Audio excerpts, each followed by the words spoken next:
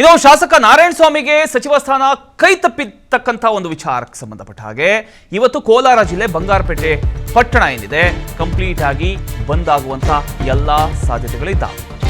So ಅಂಗಡಿ ಮುಂಗಟ್ಟು ಮುಚ್ಚಿ ಬಂದ್ಗೆ ಬೆಂಬಲಿಸಬೇಕು ಅಂತ ಮನವಿಯನ್ನ ಮಾಡಿಕೊಳ್ಳಲಾಗಿದೆ. ಬಂಗಾರಪೇಟೆ ಪಟ್ಟಣದಲ್ಲಿ ಮೈಕ್ ಮೂಲಕ ಈ ಒಂದು ವಿಚಾರವನ್ನ ಅನೌನ್ಸ್ ಮಾಡಿದ್ದಾರೆ.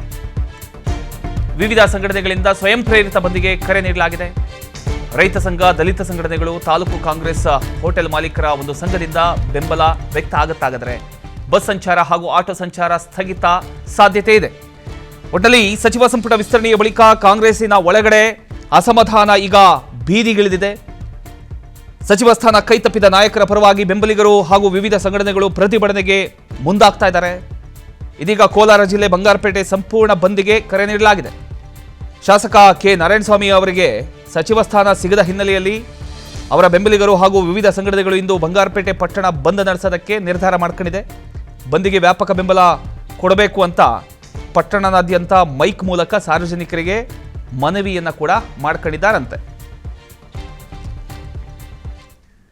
ಇನ್ನು ಬಸವರಾಜ ಶಿವಣ್ಣನವರಿಗೆ ಸಚಿವ ಸ್ಥಾನ ನೀಡೋದಕ್ಕೆ ಒಂದ್ಸಲ ಎಲ್ಲ ಕಡೆಯಿಂದ ಆಗ್ರಹ ಕೇಳಬಂದಿದೆ. ಹಾವೇರಿಯ ಮೈಲಾರ ಮಹಾದೇವಪ್ಪ ವೃತ್ತದಲ್ಲಿ ಈ ಒಂದು ವಿಚಾರಕ್ಕೆ ಸಂಬಂಧಪಟ್ಟ ಹಾಗೆ ಪ್ರತಿಭಟನೆ ನಡೀತಾ ಇದೆ.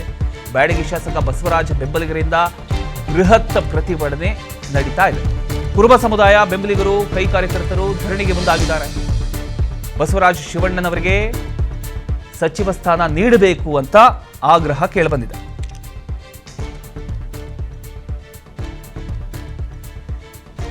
ಹಾವೇರಿಯ ಮೈಲಾರ ಮಹದೇವಪ್ಪ ವೃತ್ತದಲ್ಲಿ ಬಸವರಾಜ ಶಿವಣ್ಣನವರ್ ಅವರ ಬೆಂಬಲಿಗರು ಬೃಹತ್ ಪ್ರತಿಭಟನೆ ನಡೆಸಿದ್ದಾರೆ.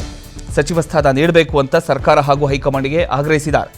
ಪ್ರತಿಭಟನೆಯಲ್ಲಿ ಕುರುಬ ಸಮುದಾಯದ ಮುಖಂಡರು, ಕಾಂಗ್ರೆಸ್ ಕಾರ್ಯಕರ್ತರು, ನೂರಾರು ಬೆಂಬಲಿಗರು ಭಾಗವಹಿಸಿದ್ದಾರೆ.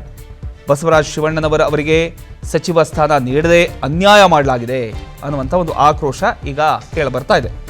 ಬೆಂಬಲಿಗರ ಅಭಿಪ್ರಾಯದಂತೆ ಪಕ್ಷದ ಸಂಘಟನೆ ಹಾಗೂ ಕ್ಷೇತ್ರದ ಅಭಿವೃದ್ಧಿಗೆ ಅವರು ನೀಡಿರತಕ್ಕಂಥ ಒಂದು ಕೊಡುಗೆಯನ್ನ ಪರಿಗಣಿಸಿ ಸಚಿವ ಸ್ಥಾನ ನೀಡಬೇಕಿತ್ತು.